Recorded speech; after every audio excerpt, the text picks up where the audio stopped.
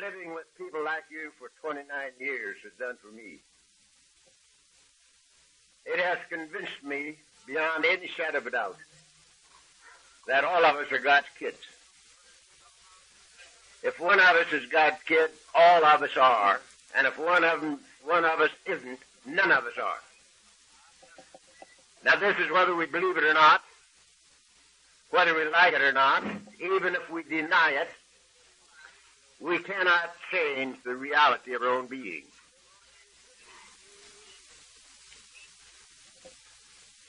We're God's kids, all of them.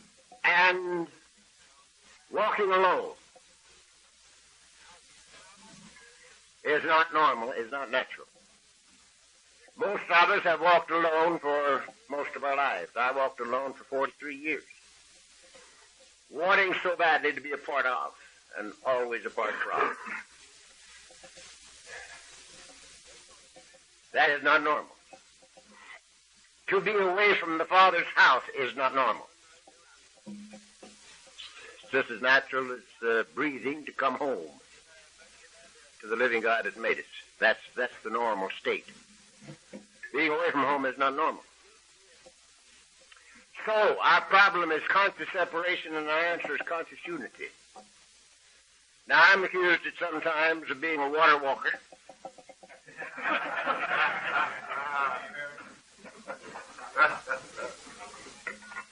Some people think I'm overboard on the spiritual, so-called.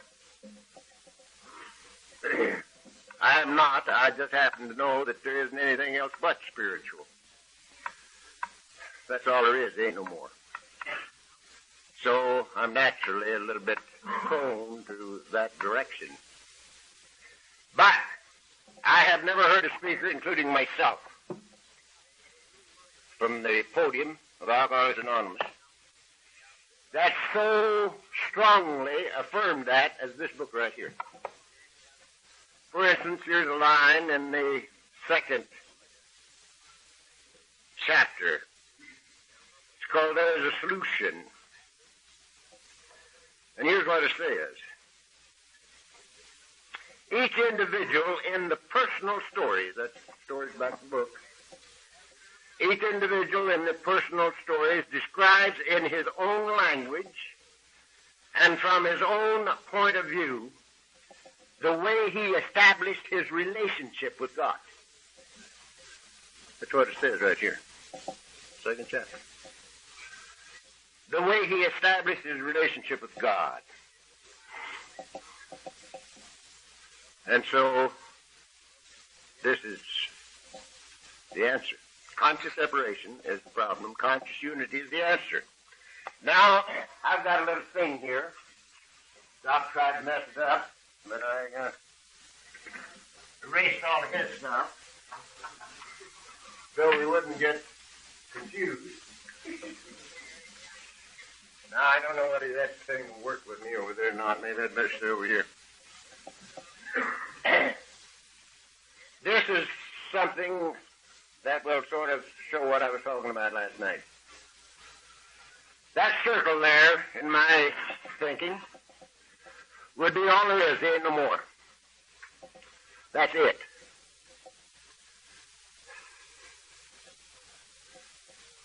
Those three words, life, good, God, insofar as I'm concerned, are synonymous. They all mean the same thing. So that's it. That's all there is. There ain't no more. Here's the feeling of conscious separation from. And as we said last night, that's human ego. That's the only roadblock between you and me and God. And here am I, out in left field, all by myself. I spent 43 years out there. Now that's very real as an experience. But it is not reality. It is not reality.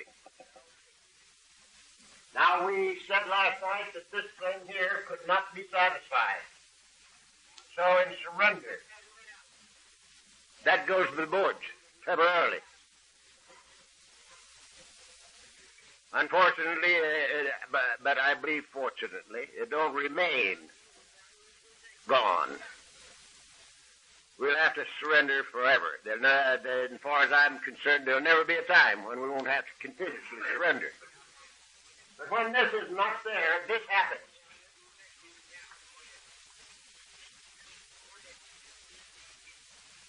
You wake up right in there. You don't get in there, you wake up in there. Because you can't get out of there in reality. There is no life apart from.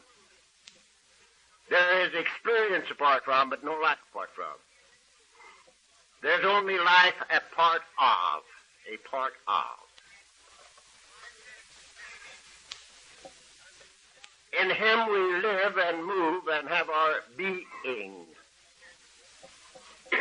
Now that's the truth of life. The carpenter said it like this: who by taking thought can add 1 cubit to his stature?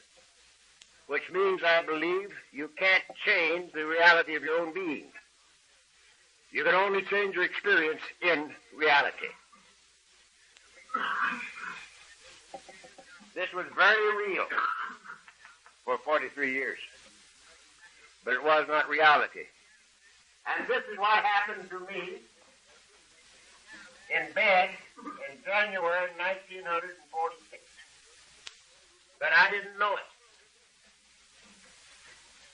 I had to discover it as time went on.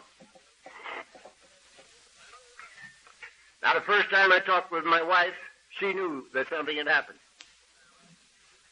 I didn't know it. She did. Because I called her in and I said, honey, you know, she was divorcing me. I said, it's no longer of any importance to me whether or not I live under this roof. It is of absolutely no importance to me at all. I'll never ask a thing of you as long as we live, but one. If I can ever add anything to your life, let me give it to you. And we closed the book, and it's never been reopened.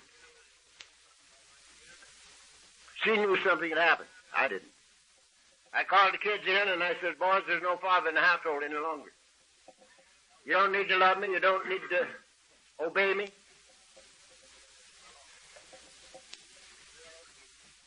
I never ask a thing of you as long as you live but one. If I ever have anything, be it money, counsel, or blood, that'll add to your life, let me give it to you. And we closed the book. And it's never been reopened. They were too young to know that something had happened. I went to the office before I ever got into an AA meeting. Because the man had done something very nice for me on the Friday before Christmas, 1945. He called me in and told me, instead of shooting me, he said, you've had a lot of trouble this year. Didn't mention booze. But he knew that I knew what he meant when he said trouble. And he says, being an alcoholic, he says, I think I know what's the matter with you. You're under too much pressure. And I'm going to take a little pressure off of you. So instead of shooting me, as he had every right to do, he gave me $3,000 for a Christmas present. The Friday before Christmas, 1945. If any of you have ever drunk any booze, you know that there's one thing that's worse for an alkie than bad fortune, and that's good fortune.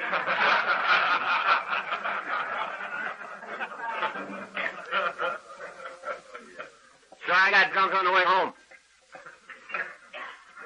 And I never showed up till last of January. And he'd missed me. He'd sent word to the house that if I ever stepped foot in the plant again, he was going to throw me through the window. And the window to which he referred don't open. Plate glass affair. Many others see it. Haven't you, Bill? So, I was down there before I got into the first Alcoholics Anonymous meeting because I didn't know where to find you guys. But I knew where the plant was.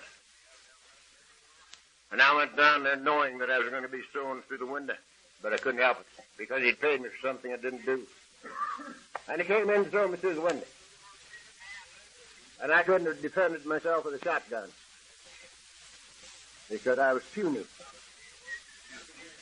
I was not well. I just come off a 4-week blackout. Fortunately for me, I was on the phone when he came in. And he had a little time, so he took my drafting boards and stuff out of the way so he'd have a clear shot at the window. As soon as I hung up, the phone was his, and he was a frugal man. He didn't want to throw it through the window. But he got ready to throw me through. And I hung up the phone and he started after me. I said, Victor, leave me alone. I don't work for you anymore. I'm down here to clean up this desk. I'm here to do the things you paid me for last year that I didn't do. And as soon as I get even with you, I'll get out of here on my own power, and you'll never owe me a penny as long as you live, but for God's sake, leave me alone. I've got to get even with you. Then he stopped in his tracks. And he says, what the hell's happened to you, Charlie? And I says, don't know. But he did. And he didn't throw me through the window. So, all of those people, and many of my clients, knew that something had happened to me a long time before I discovered it. I'd be sitting with a man at lunch, talking business with him. And he'd say, right in the middle of the sentence, he'd say, what the hell's happened to you, Charlie? I've known you for 25 years. And I don't know you. And I'd say, I don't know. And I didn't. But this is what happened.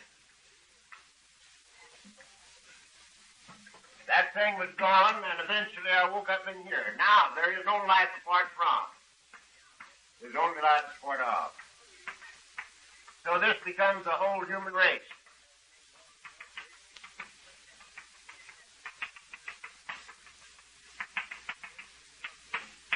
That's me and that's you.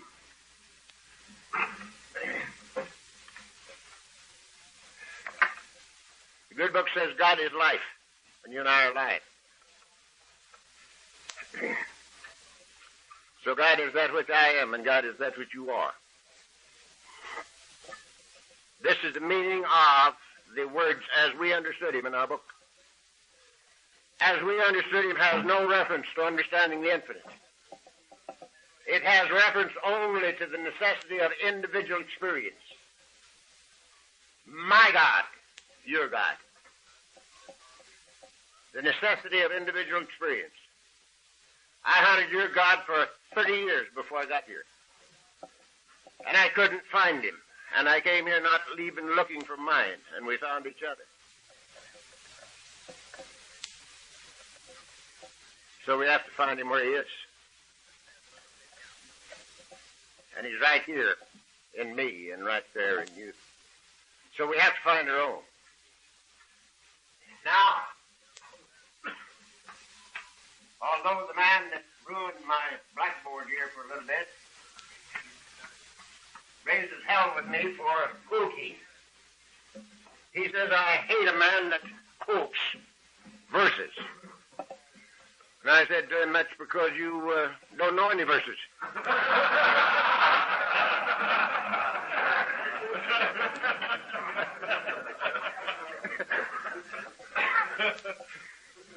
And then I explained myself. The only reason I ever quote verses is because some of those verses say things better than I can say them, that I want to say. That's all. Because everything I say from here is my own experience. Everything that I share with you from this podium has happened to me in my lifetime. The bad and the good has happened to me in my lifetime. But there's some verses that I like. For instance, to explain this. Paul said this. He says, just as you have a body, and it's made up of many members, and all the members are different, and all the members have a different function, and yet they all go together to make up the one body. So are we all in Christ. That's what this is. It takes every member of the human race to make up the Christ. Christ is the second of the Trinity. God the Father, God the Son. And it takes us all to make up the Christ. Every one of us. We're all God's kids. So it takes us all to make up the one son. And that's what this is. Now, the conscious awareness of this is the difference between hell and heaven.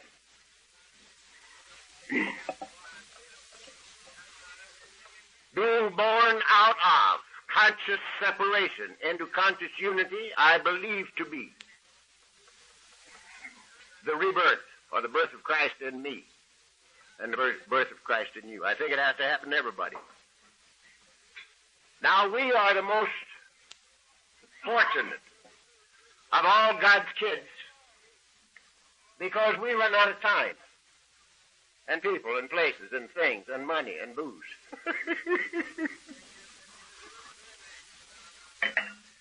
And there's no place else to go. So we come to Alcoholics Anonymous for sobriety. And we do the things that people like you, drunks who are not drunk, tell us that they have done. And they're sober. And they say, if you want what we got, do these things. And we want. And we do them for sobriety. And a lot of things happen to us. We get sober. But all the related disorders disappear also. I have a fetish on this because we have so many experts now in related disorders, it's a little difficult to get anybody to talk to a drunk. I'm not sharing this with you because I can't keep it. I shouldn't ever tell anybody because I had no business doing it. I called on a person in the hospital where they have an alcoholic rehabilitation thing or a fixing up deal. And this guy wasn't in that. He's an alkie. But he was in there for other physical troubles. And I visited with him a while and was going out, and I went through the alcoholic deal. And they said, why don't you go and visit the therapy section? We're having a therapeutic deal going on in here. Why don't you go visit it? They knew, they recognized me. And I said, don't care if I do. So they took me in. And here was the therapist, one of us,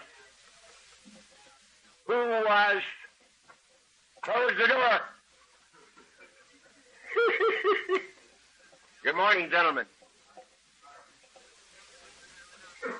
Where's a couple of seats? Here you are.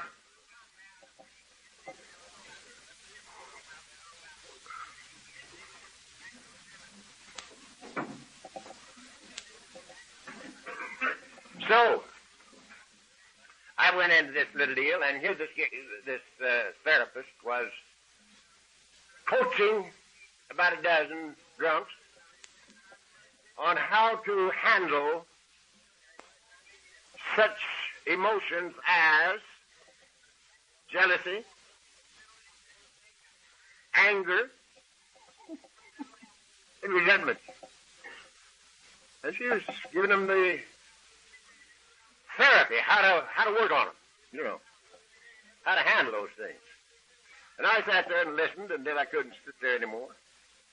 And then I did a very bad thing. I just got up out of my seat and I said, just a goddamn minute.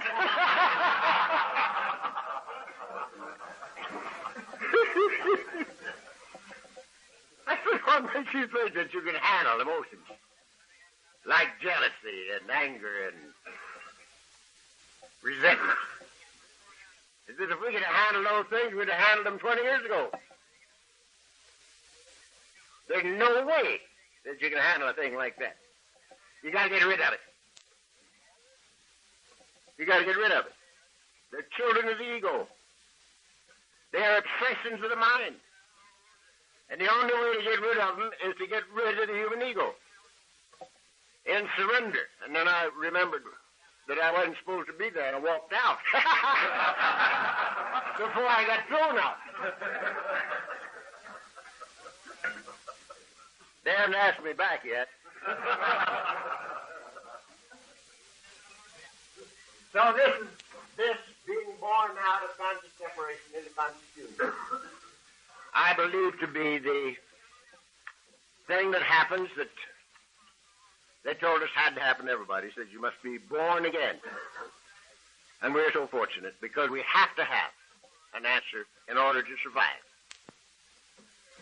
And it's quite a wonderful thing. Now,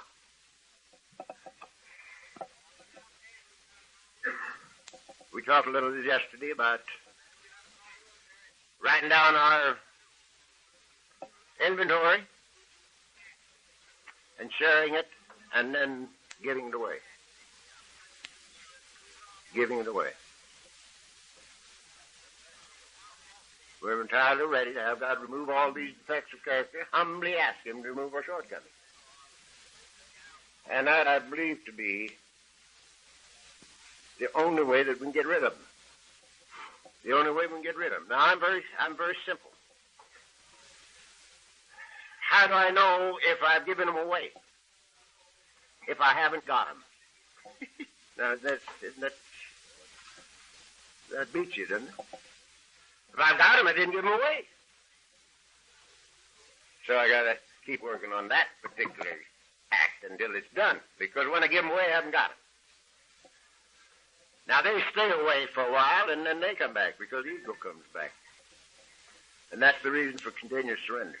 Now, this program at Alcoholics Anonymous gives us a new motivation and a new action pattern in the entire business of living. Father Ed Dowling said it this way to me many years ago, 20, I suspect it was. I had talked in St. Louis banquet, yearly affair, and Father Ed was there. That was his base.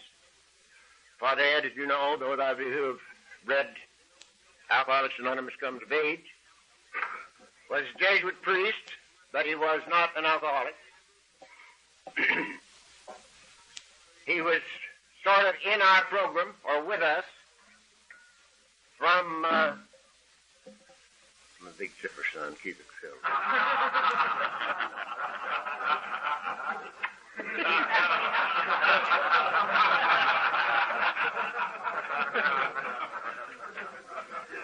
I'm trying to keep everybody awake.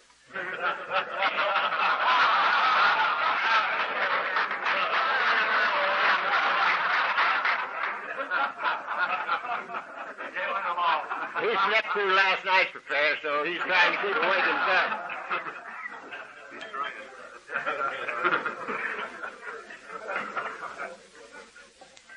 Although he was a non-alcoholic, he was with us from the very beginning. Tells in AA Comes of Age.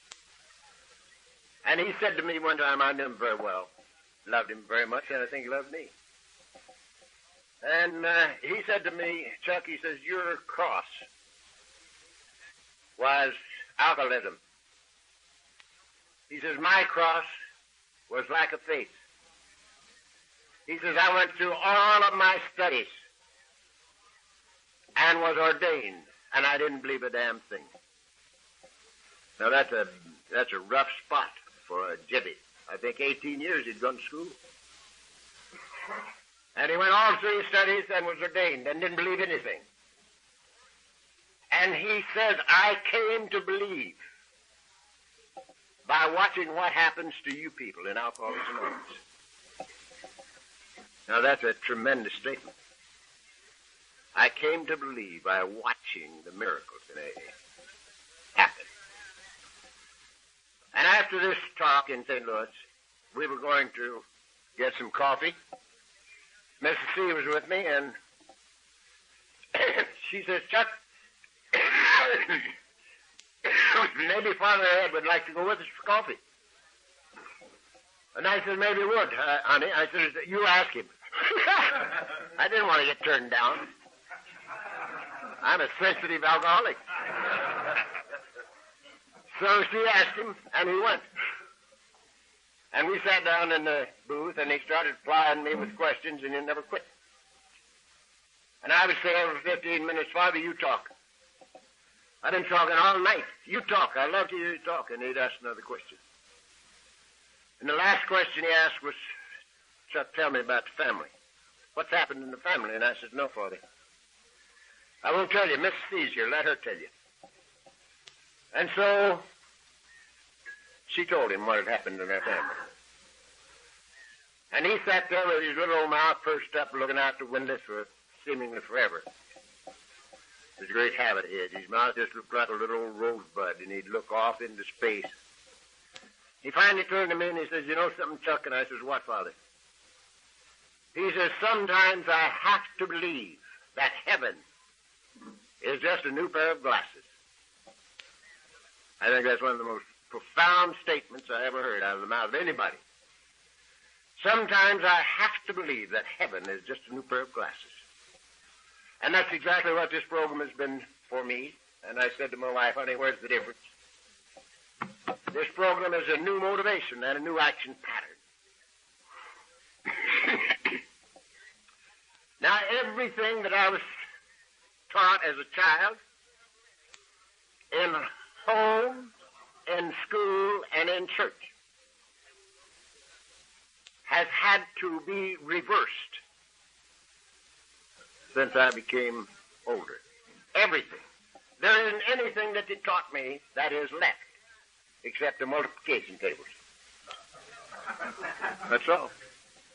Everything else has had to change. We talked yesterday about the feeling that we had to get out there in the salt mine and outthink, outperform, and outmaneuver in order to eke out a miserable living out of an unfriendly universe. We're going to talk about that in business, so we'll skip that for a minute. I was taught, because my family, one side of the family was Methodist Church South, and the other side was Hot Shell Baptist, than which there is nothing whicher.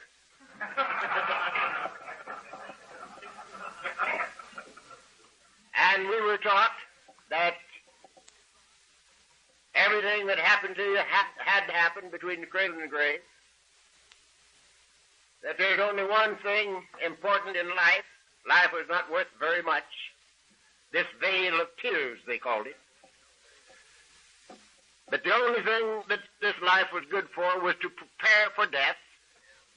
Death is a big thing, and all of your rewards come when you get to heaven. Or if you don't make it, in hell. Hell, fire, and brimstone. Now, they taught us that we had to merit, to earn, to be worthy of the grace of God. That had to be reversed. You see, if we had to merit, be worthy of, earn the grace of God, the first alcoholic would not have gotten sober. Bill W. was an agnostic. And when Eddie talked to him, when he got down to the God part, Bill removed his hearing aid and got a little bit more involved in his gin. He was drinking a bit of gin that Eddie had refused. Because when Eddie talked of God, Eddie had found sobriety in the Oxford movement. And they also had a God of their own. That's where, as we understood him, came from, out of the Oxford movement. And Jim Burwell. And he went ahead drinking his gin, and the first thing you know, he's back in town hospital. And he heard Dr. Silkworth, and he is the only one of that first gang that I never knew, and I'm very, very unhappy about that because he lived a long time after I got the program. I never met Silky, but he must have been a hell of a guy. And Bill heard Silkworth telling Lois, Bill's wife, that the only thing she could do was to make his life as comfortable as she could, because 6 months is all he had. And at the end of 6 months, she'd either have to bury him or lock him up. Permanent insanity. And he wasn't feeling too good. He was coming off a bad drunk. in a withdrawal period, and he heard that pronouncement, and he wasn't prepared for that. He said to himself, uh-oh. You know, I have tried everything else, but this God thing that Abby was talking about, and being faced with permanent insanity and alcoholic death, he didn't have much left to do except try what Abby talked about. And in total and complete abandonment of self, he says, God, if there be a God, reveal yourself to me now. And whambo, it happened like that. He acquired experience not unknown to many of us. And from that experience on, he never had another drink. When Silkworth came through the next round, Bill told him what had happened to him. And he says, now, doctor, he says, do you think this was real, or was it just another hallucination? Dr. Silkworth says, well, Bill, whatever it is, hang on to it. He says, this is the first sense you've made to me since I met you in the first place. So, if Bill had had to earn, be worthy of, or merit, he didn't have any time. If there had been anything to do but to abandon himself, he didn't have any time to do it. There was no earning anything. Had there been any requirement to understand the infinite when I got here, I wouldn't be here.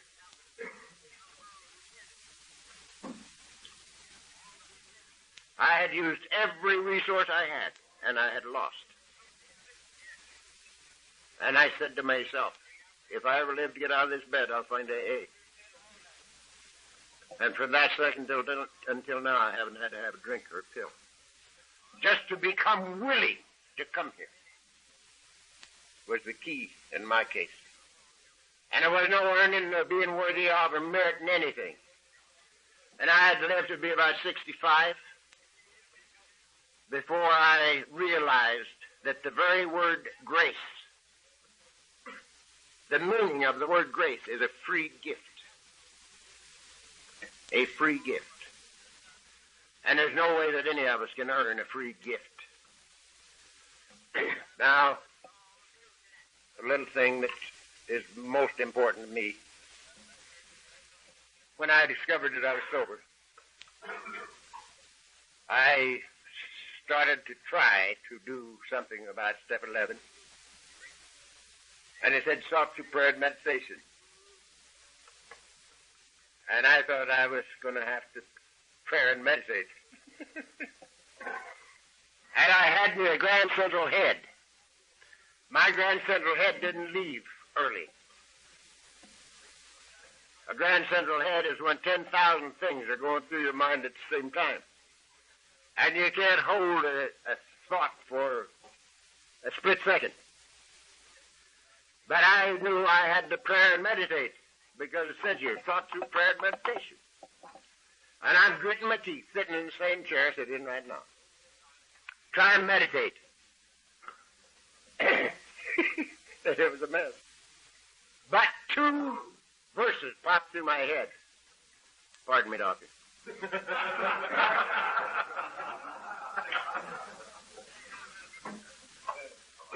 And I wouldn't take $1 million a verse for them. Because the first one was this.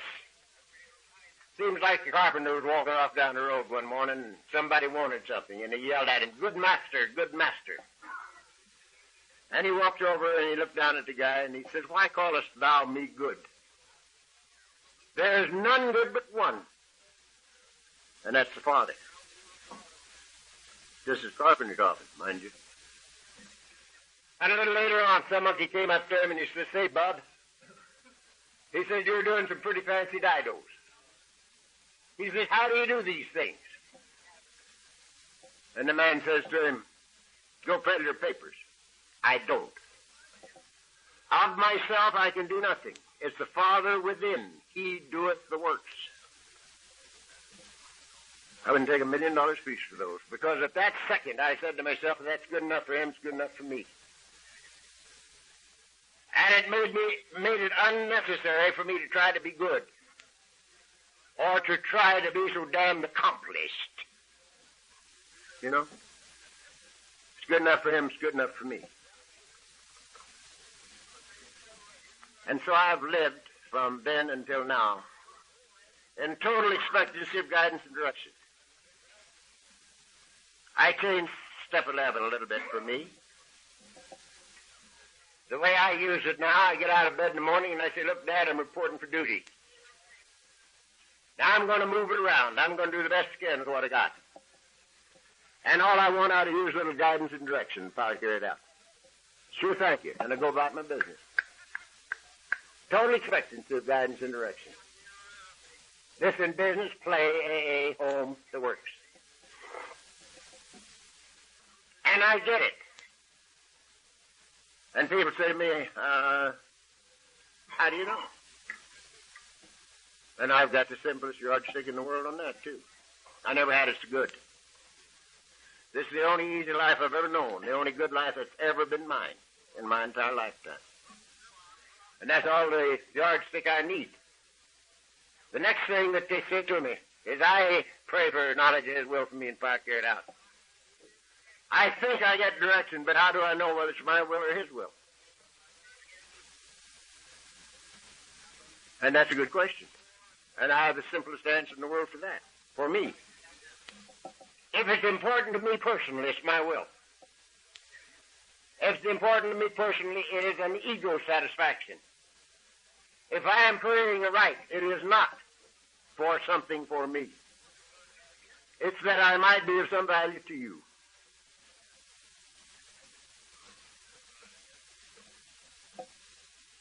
Now, you might think, well, you call this a retreat. Why aren't you opening and closing these meetings with a prayer? Because every one of these meetings is a prayer as far as I'm concerned. Insofar as I'm able to perceive, every serious thought is a prayer. Even worry is a prayer for something you don't want to happen. Anticipatory anxiety tends to create the thing you're afraid of. Actually creates it. Old Job says, lo, that which I feared has come upon me.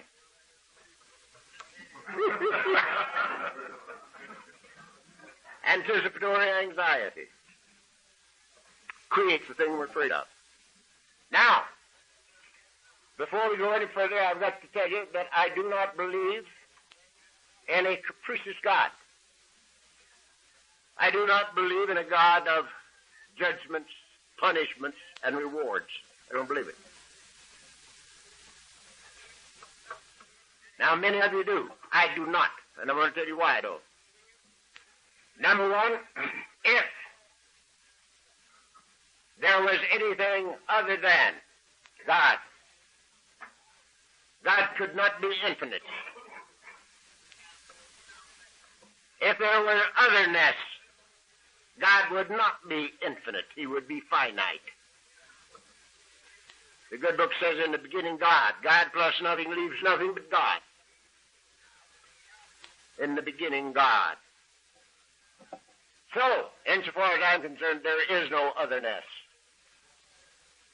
God's all there is. There ain't no more. Very likely,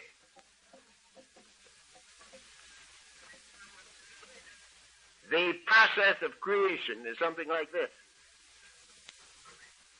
God thinks and himself becomes the thing he thinks about.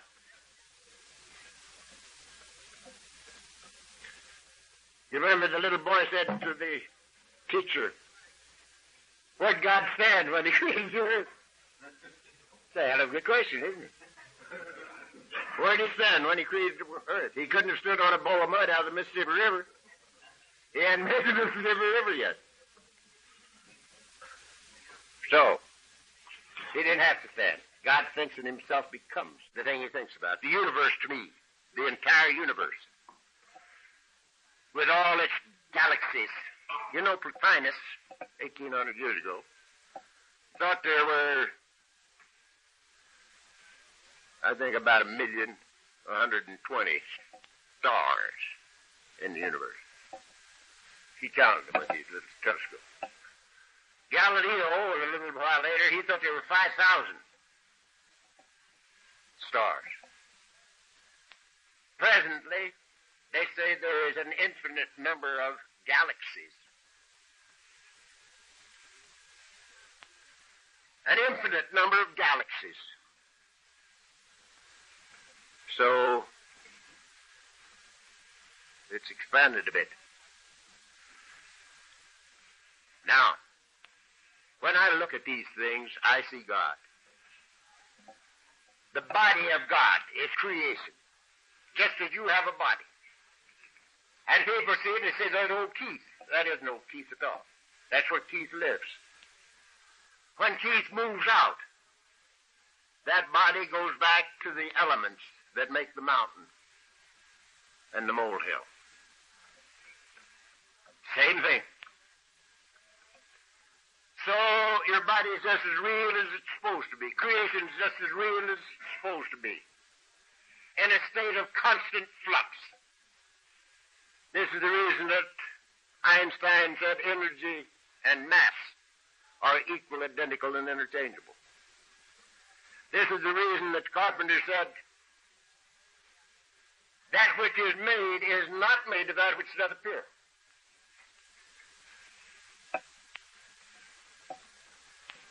It's the evidence of, or the body of the Creator.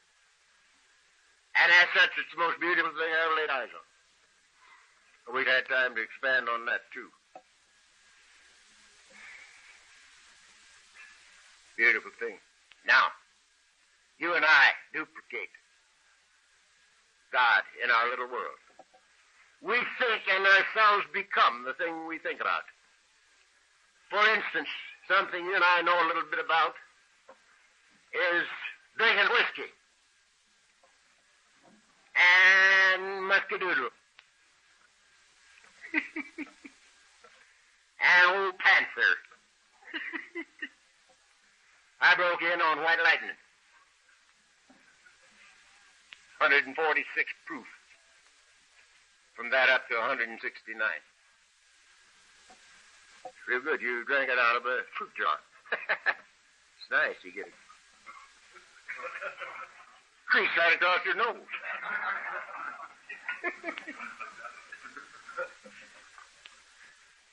Take a big slug of that and just... Gee, that's good. But it got the job done. So, we think and ourselves become the things we think about. After a while, every alky looks like every other alky. Every one of us look just alike. We get a cauliflower, purple one, on the end of her nose. All of our wiring is exposed. And we get a little bean belly sticking out, you know. Every one of us look just alike. You see, there's the drunk. There's an alky, you know. Every gourmet looks just alike. They get fat, roly-poly. Get very nice disposition because they can't whip nobody.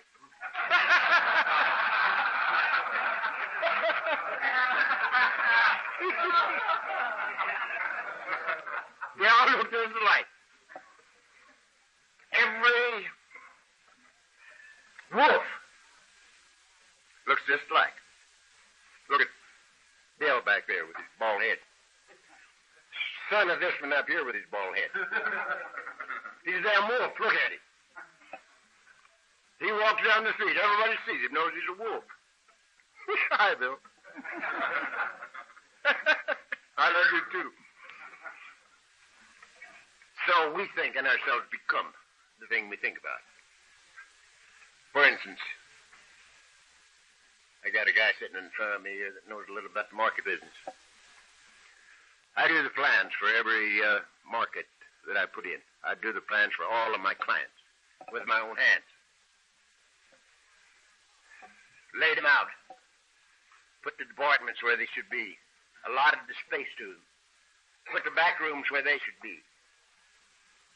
And allotted the space according to the operation. Whether the man had his own warehouse or twice a week deliveries from someplace else. Put all the plumbing and wiring fixtures,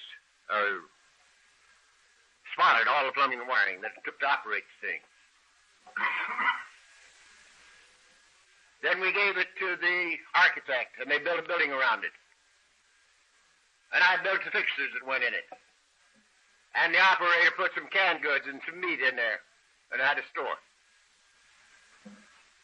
But that store came out of my head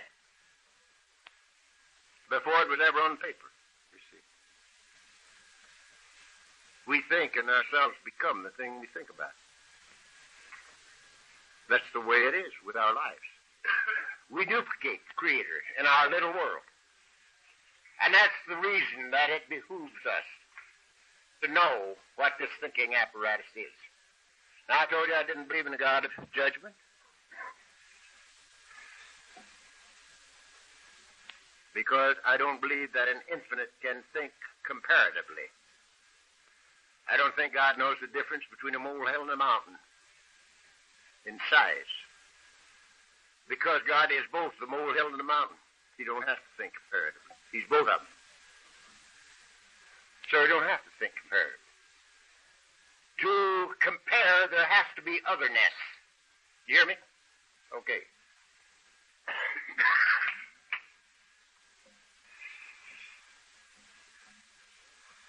This makes it unnecessary to have God of justice. We have a God of love. And a great law of justice without judgment. A great law of justice without judgment. The law says, what you sow, you reap.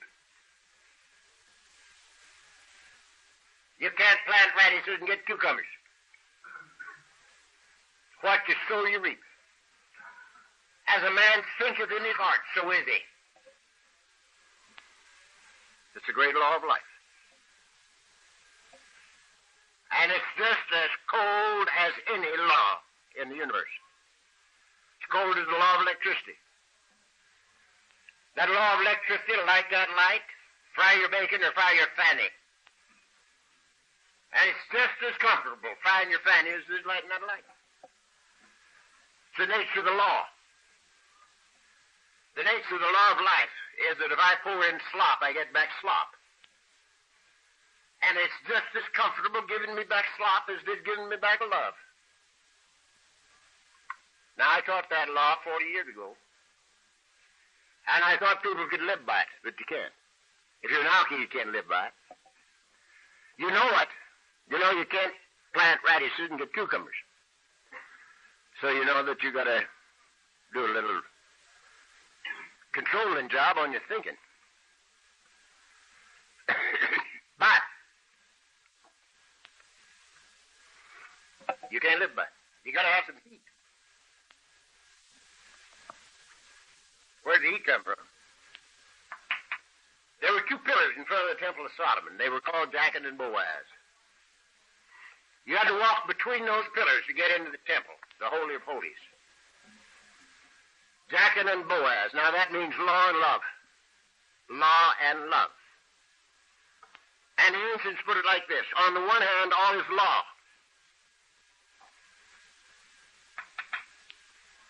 The way it works, law. What is sow, you reap. And on the other hand, all is love. And love is the fulfillment of the law.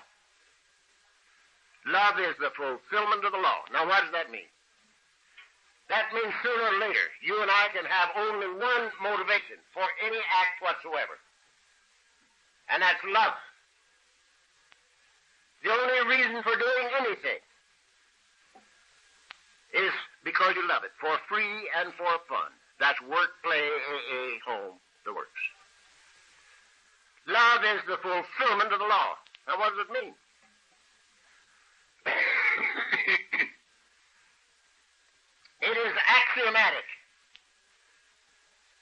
that if the only thing I pour into life is love, the only thing the law can give me back is love. Love is the fulfillment of the law. I love you. Period. Why?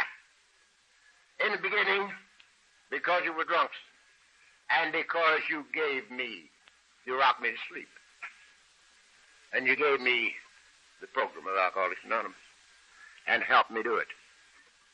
So I had to love you. I had to love you. I hated you. More than any part of the whole human race, I hated you before I got here. Before the thing happened to me. I thought the entire human race was a cosmic mistake.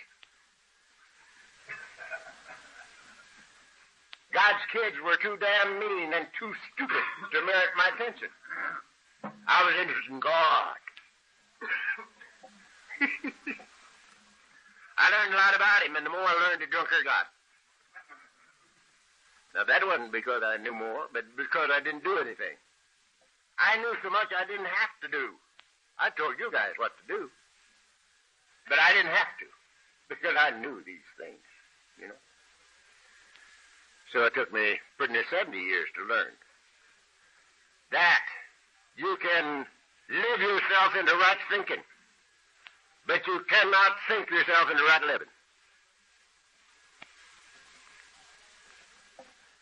All you got to do is do these things and something will happen. Don't do them and nothing happens, regardless of how much you know about this book.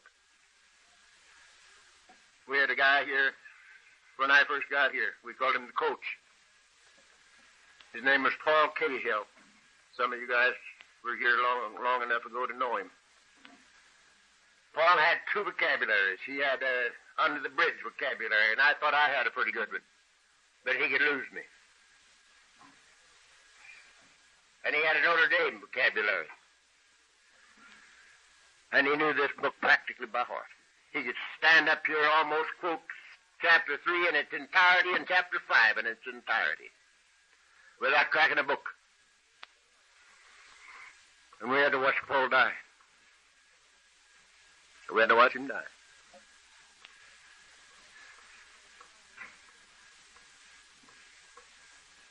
He came to me just about, he came to our meeting, Beverly Hills, just a short time before he left us. And he fell on my neck and cried like a baby. And he says, Chuck, look at you and look at me. And he says, just think, I was going to throw you out of my own house when you came to see me. And he had to die. Because he forgot to do these things. He knew them, but he didn't do them. So we can live ourselves into right thinking, but we can't think ourselves into right living. Now, I love you. It's none of my business what you think of me. It is none of my business. It's my business what I think of you. And I love you. Now, if you happen to love me back, it's a plus. So you can add to my life, but you can't take away. Did you hear me? Now, this is one of the greatest things that you ever heard tell of. You can add to my life, but you can't take away. And everybody that lives can add to my life, but you can't take away. Because I'm not trading with you. I love you, period. First, because you're drunk. Second, because I know who you are, whether you do or not. You're God's children, every one of you. And for that reason, I love you, if for no other. You see. Now, I want to throw this in. What time do we start?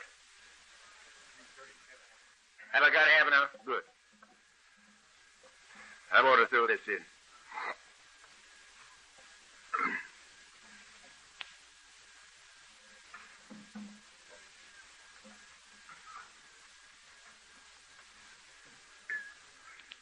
As many of you know, I do a few things in Alcoholics Anonymous. And I have been doing them for 29 years. Like maybe having 8 talks in a row. And I don't do it because I want to hear my voice. I've heard me before. And I don't do it because I want your applause because I've had that before. The only reason I'm here is to share me with anybody that wants me in love. That's the only reason I'm here. And that's the only reason I can do what I do. If I was concerned about saving your souls, I wouldn't be here. Because if any of you have a lost soul, I wouldn't have the slightest idea where to look for it. Not the slightest. And I'm most certainly not here to make Christians out of you. Because, as I understand or misunderstand Christianity, I just might not be a Christian. You priests take note.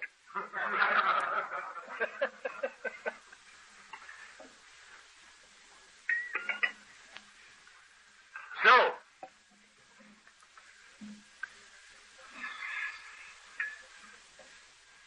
I've never had a sponsor in this program. Never. When I got here, I didn't know anything about a sponsor. And when I learned about a sponsor, I didn't figure that I was entitled to that much consideration from anybody. I never even asked many questions for a long time. I became an eavesdropper.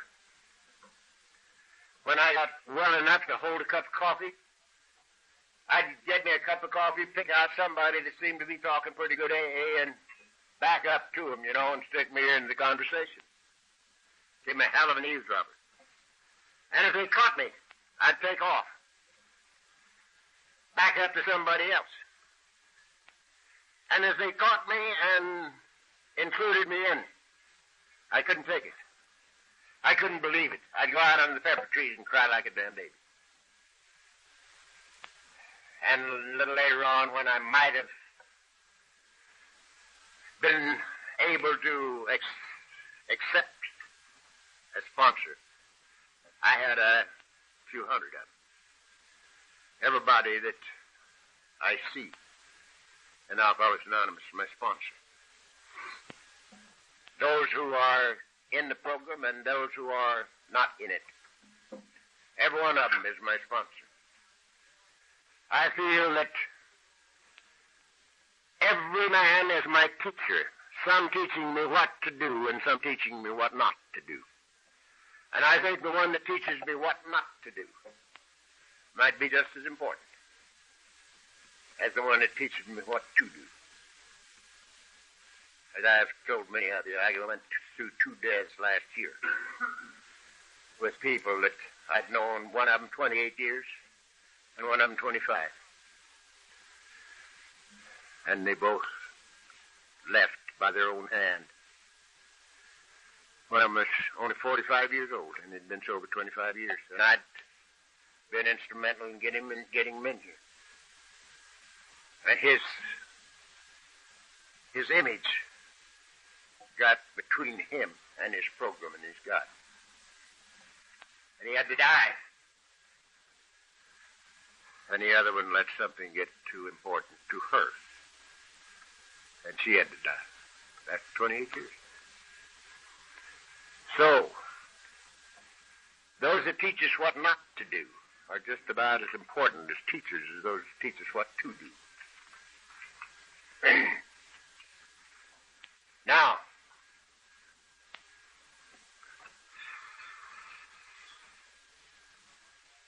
why does this law and love do away with the necessity for a God of judgment? It's quite possible, gentlemen, that the only bondage there is in this life is absolute freedom under law. Absolute freedom under law. For instance, there is no law of God or man that says I can't drink whiskey. You can't find a law that says I can't drink whiskey. And by the grace of God, through the miracle of AA, I have enough money in my pocket right now, if you won't tell anybody, to get us all drunk and keep us drunk for a little while without even going to the bank. I can do that.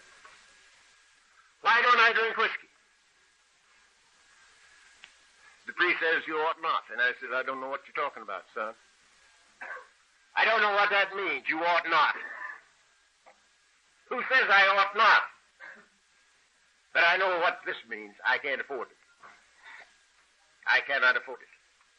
When I drink whiskey, it robs me of everything that I like about me and you and life.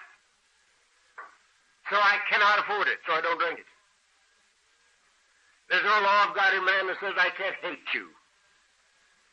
I can hate the bejesus out of every one of you if I want to. No law says I can't. Why don't I?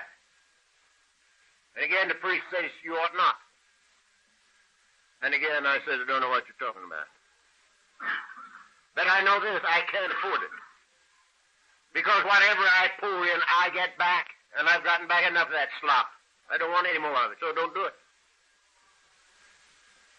There's no law of God or man that says I can't judge you. I'm perfectly free to judge the hell out of you if I want to. And I'm very capable in those lives. For many years, I inventoried everybody that I ever knew and lots of people that were just walking by.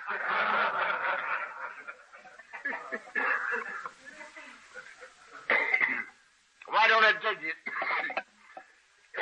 I can't afford it. Now, the carpenter told me what had happened to me if I did. But he did not tell me I couldn't. He says, judge not that you be not judged, for with whatsoever judgment ye judge, ye shall be judged. And with whatsoever measure ye meet, it'll be measured to you again, heaped up, pressed down, and running over. Now, that's what happens to me if I judge. But he didn't say you can't. If I'm willing to pay the penalty, I can do it. But I am not willing to pay the penalty. So I don't do it. No law of God in man that says I can't resent you. Why don't I? Can't afford it. Envy, can't afford it. So I don't do it. Because whatever I pour in, whatever I sow, I reap. The only bondage there is, perhaps, in this entire life is absolute freedom under law. You can do anything your imagination conjures up if you're willing to pay the inevitable consequence of your thought and act. I am not willing, so I don't do it. Now we got to take a little moment and do away with something that many, many of us think about. For instance, people were telling me for years, stuff you can't drink, you got to quit. You know? And I could look around me and see a lot of people that were drinking and not getting in trouble. And I couldn't understand why I couldn't drink like they did. And I sit up there in my room now, in that same chair, and I look down on the little town of Laguna Beach, and there are 15,100 people in Laguna Beach. The last count. And 15,000 of them can do things I can't do. And they're all God's kids. How come? They can eat a little and drink a little. Love a little and hate a little. Judge a little and resent a little. Lie a little and cheat a little. They're God's kids, same as I am. How come they can do that and I can't? Simply because as yet they have not run out of time. And there's another thing that they can do that you and I never could do. They can eat a little and drink a little. You and I never could do that. We've always figured that anything that was worth doing to excess. So, we ran out of time. They haven't run out of time yet.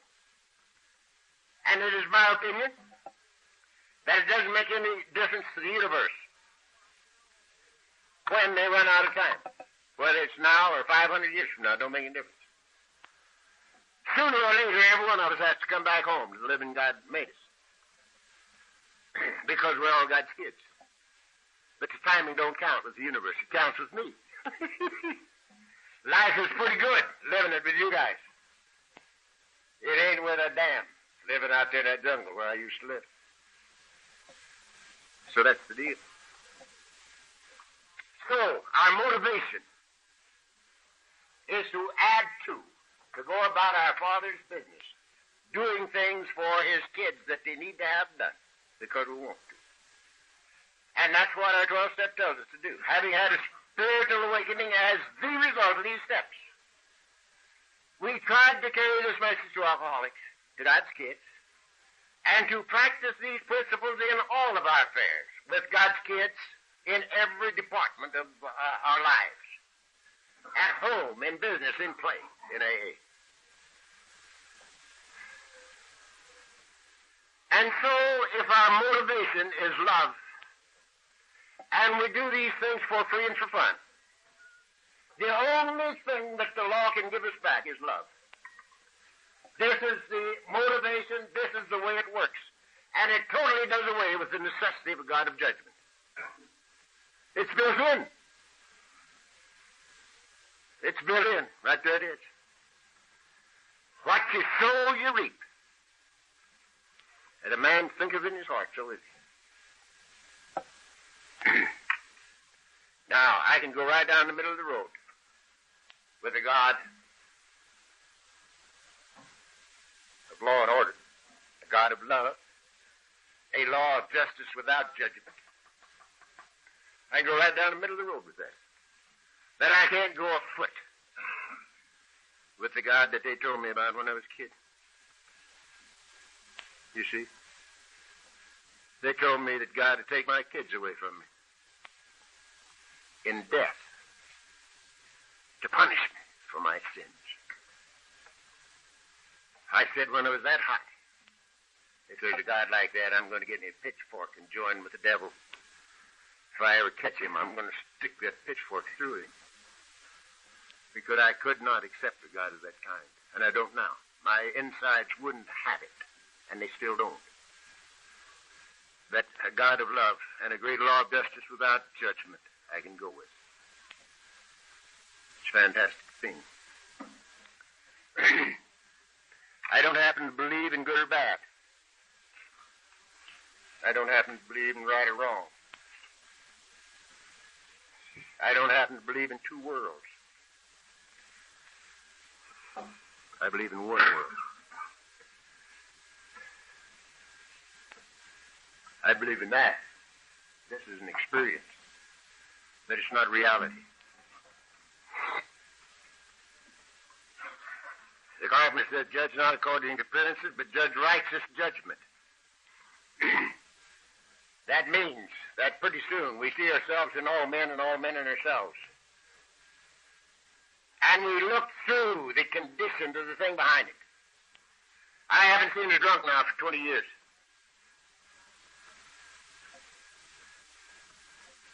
It's been 20 years since I've seen a drunk.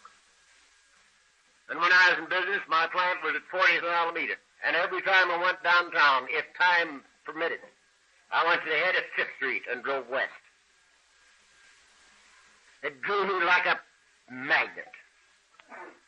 And nearly every time I ever went into 5th Street, the Black Maria was just in front of me or just behind me. And I knew that Black Maria inside and out. I've ridden in her in chains. And all the boys on the street knew her, too. And they knew the rag pickers were sitting right there, going to pick them up. And here's a little wino, with his bottle in a brown paper bag, so nobody knows what he's got. There's nothing that looks so much like a bottle of wine in a brown paper bag as a bottle of wine in a brown paper bag. So he sees this rag picker coming, and he tries to get in the alley, and he goes flat on his ass about, strike that. About 4 times, running for the alley, but he don't break that bottle. He breaks his fatty, but he don't break that bottle. And he gets into the alley. And I say, thank God, because that's me. That's me, but with the grace of God. And I go on down the street, and here sits the old boy in the doorway. It's July. And he's got on 2 overcoats. Black one and a gray one. And there he sits in the doorway, and his bottle's right out in the open, and it's half full. Red eye. And he's sitting there laughing and talking with his friends and having a hell of a time. His friends aren't there. And I can't hardly drive by him. I want to leave that car of mine right in the middle of Fifth Street and go over and pick him up and set him on my lap. Because that's me, but for the grace of God.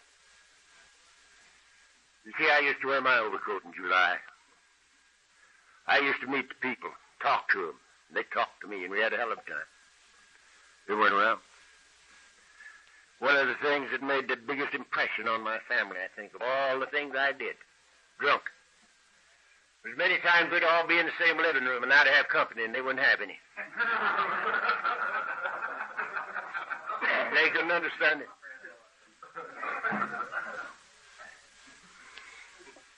So we don't judge according to appearances. We look through the appearance and see God's kid right under that crud. And we share with him. We share our experience, strength, and hope one with another in love. And that's the reason our program works and nothing else does. Without the sharing, without the caring, there would be no recovery in Alcoholics Anonymous. Now, I told you a little bit ago, it's my business what I think of you. And it's your business what you think of me. That is not my business unless you want to make it some of my business. It never concerns me. I never wonder, even. I don't have to because I love you. And love is a complete thing within itself. It's like virtue. When virtue recognizes itself as virtue, it immediately becomes vice. Virtue is its own reward.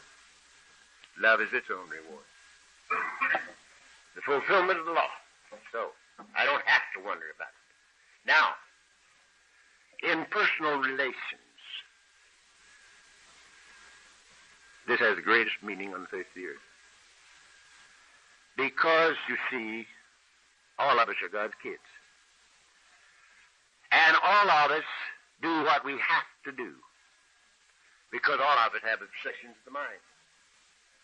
Now, in my early experience in Alcoholics Anonymous, I thought that obsessions of the mind were a part of my disease. That the earth people didn't have any right to them. You know, they're not alcoholics. Alcoholism is a disease of a twofold nature, a knowledge of the body coupled with an obsession of the mind. They ain't got no knowledge of the body, so they can't have the obsession of the mind. That was just for drunks. But in living a while, I had to come to see that we're all God's kids. And every one of us are doing the best we can according to our light. That is, according to our understanding. People don't do what they do because they want to, but because they have to. Just as I drank and you drank against my own will. We have to come to see that obsessions of the mind, whoever has them, are greater than the willpower. When the will and the imagination and or the emotions are in conflict, the emotions and the imagination always win. We drank against their own will. And so, people don't do what they do because they want to, but because they have to. The man never lived that disliked me enough to have to tear me down. The only reason that anybody tries to tear me down is to build himself up. And when we come to see this, people can't hurt us. There's no way that they can hurt us. When we know better, we do better. Now, this fools a lot of people. Because they think, because they know these things intellectually. They know them. They don't. I knew everything I know now that is of consequence in my life 40 years ago. Except one thing. the disease of alcoholism. I didn't know anything about that. I believed everything I believe now that is consequential to my way of life 40 years ago. I was born believing in God. I never got drunk enough not to believe in God. A belief in God's good, but it's not good enough. If you are a drunk, living in God is the only answer there is. The conscious awareness of the living presence of the Almighty. The only answer there is. In Him I live and move and have my being. So, when we know better, we do better. Now, I knew it from here up 40 years ago. I knew it from here up and down now. And I don't sow what I am unwilling to reap too often. I do it. I do it. Many people think that I don't make any mistakes.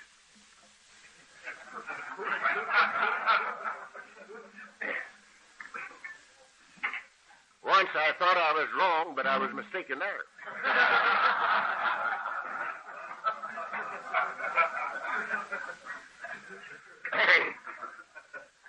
But I have a little trick that I wouldn't trade again for $1 million. I share everything in life with my God. Everything, the good, the bad, and the indifferent. I share it and dump it. For instance, when I do a lousy stunt, which I do once in a while, too often, I take it into my closet with me and I say, look, Dad, look what I did yesterday. Isn't this a lousy thing for a guy like me to do? I knew better when I did it. But I had to make an impression. She was awful pretty.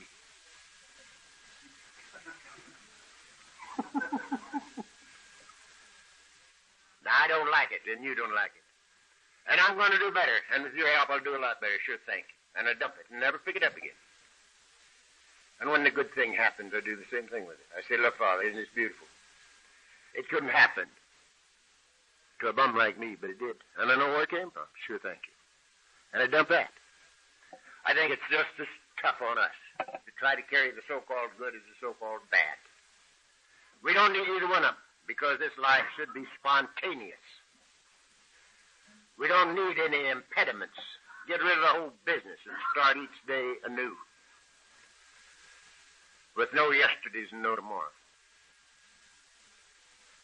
Spontaneous life.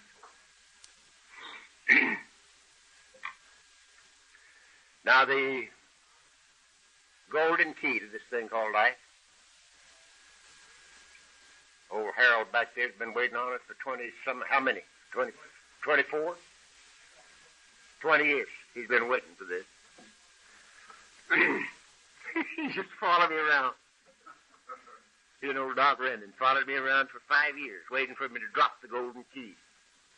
They knew that sometime, by mistake, I'd spill it, and they'd be there to get it. And every time they'd come down and take up the whole night yakking in my living room, I would tell them, look, I've given you this key every time you ever heard me talk. I've given it to you. All you got to do is do these simple things. But they knew there was something else. So I'm going to give him the golden key now, after 20 years. The golden key to this thing called life is rigorous self-honesty. Rigorous self-honesty. Why? Because we have a monitor with us. We didn't put it there and we can't dislodge it. The religious call it conscience. This is another thing I don't understand, don't know anything about. I call it God. God in me, as me, is me. I'm not God, but God is me. Infinitely greater than I, because he's all you, as well as me. But not different from, other than, or apart from, but a part of. because now I am consciously aware of the living presence of the Almighty. So, the golden key to this thing called light is with